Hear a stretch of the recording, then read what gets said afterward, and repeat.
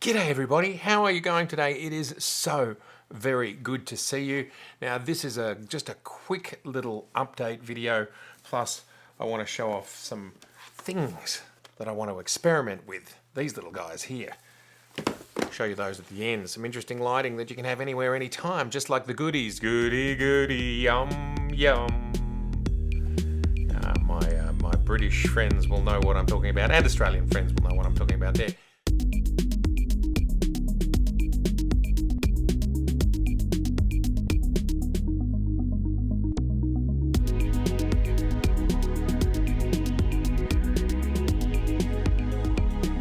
But the news today, cutting straight to the news, is Nikon Rumors. Our good friends at Nikon Rumors have placed up an article saying that Nikon Japan's website is announcing the fact that the teleconverters and the 70-200 2.8S lens are now on display at two of Nikon's locations.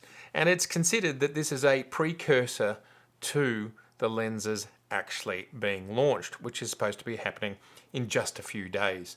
So this is very exciting news. Let's hope this is the last time we have to talk about the fact that these lenses are just about to ship. Of course, we have high expectations for these lenses. The 70-200 is supposed to be absolutely class leading, and what we've seen from it so far, from the early production models that went out to a couple of different people's hands. Ricky Talks, check out his video here. That's one example of where we saw the lens back in January, February of this year. Pretty exciting. It looked like a cracker. Of course, Nikon have released the MTF charts, and it does look class leading.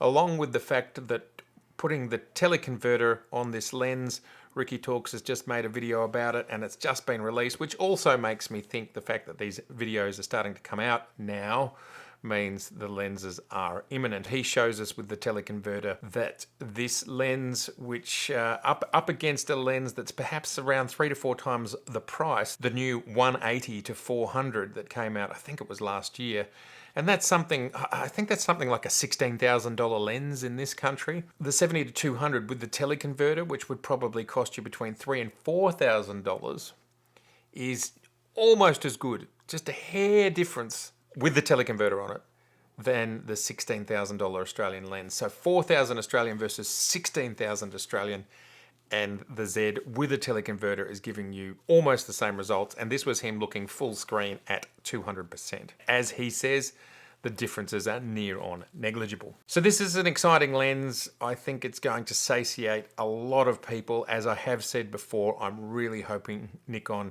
has got a few copies out there so that the world can we can start to get them in our hands and actually say, yes, the Holy Trinity is almost complete, will be complete by the end of the year. Of course, Nikon is also saying that the 14 to 24 2.8 will be out in the coming months. Exciting news, that's all very good.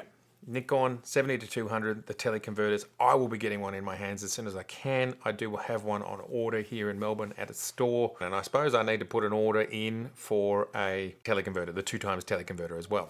I will try and be charming and get one as soon as I can. I don't know where I am on their list.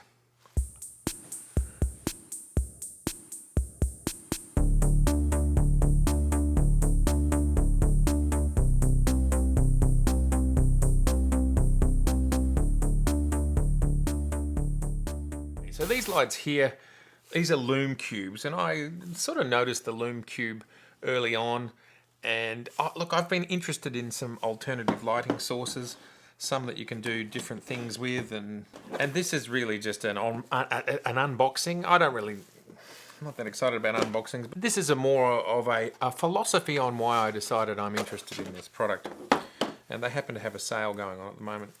So look, the advantage of something like this is you can whack it on the hot shoe or whack it on anywhere and just get a little bit of extra light. Let's turn it on. Well, and there it is. It's a significant amount of light.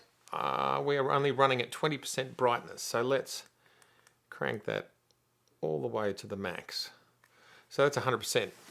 So as you can see here, that is providing a significant amount of light, and I can get it off camera and still actually make a difference. And what I love about this thing here is actually on the back, there's a little display which shows you your color temperature, because we can change the color temperature. There we go. I don't know how, that might be just too bright, but we're going through the color temperature. Oh yes, you can definitely see that's yellower, and this is cooler. So these are great little device, and it's really simple, and I just think it gives you a punch of extra light. And we can go from 1% here, step it all the way up at 5%, all the way up to 100. So that's version 1. As I said, that's quite interesting.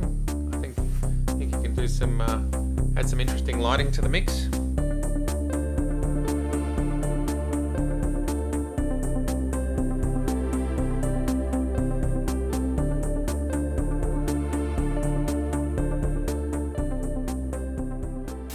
So this here is the Panel Mini. I think it's the newest product. Basically the same set of functionality.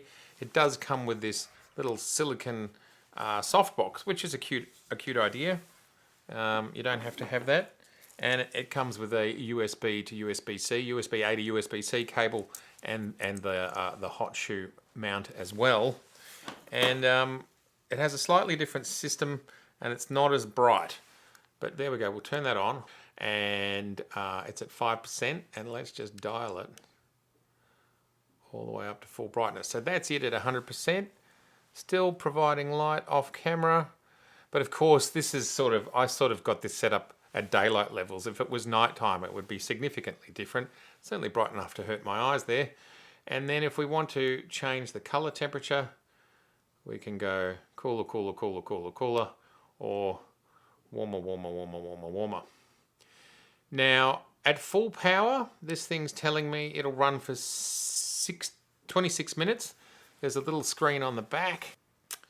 And again, we can control here with these buttons on the side, the brightness and the color temperature. So there's the color temperature changing, and then we'll go brightness all the way down. And then you can just throw this little softbox on them, like so. Makes the light softer, and I can definitely see, but I would say it's obstructing about 50% of the light that's coming out. There we are at full brightness.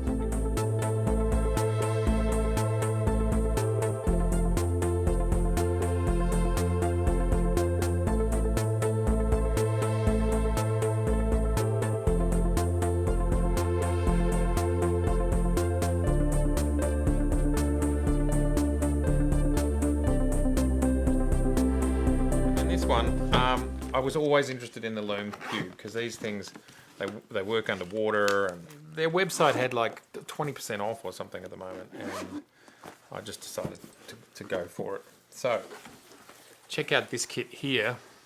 These are the Lume Cubes anyway. A beautiful strong metal construction, waterproof, and then you get things like barn doors. This here is a softbox.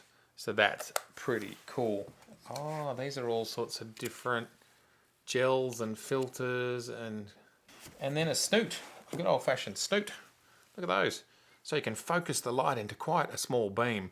That is awesome. Otherwise known as a miniature witch's hat, or whip it. Crack that whip. A little bit of Devo action. Devo? Is that what they were called? Gosh, that's a long time ago. So there you go. This video was originally just going to be about these, talking about them and the fact that I want to start playing with them. You might see them in the background behind me here. Who knows? And very exciting news about the 70 to 200 2.8S. Please let me know. Would you be interested in more on these things, and would you ever get them, and what do you think, and are they useful? And what do you think about the 70 to 200 2.8S finally shipping? And you'll be able to finally get your hands on it. And would you ever use it with the teleconverter? All right, let's talk soon. Bye.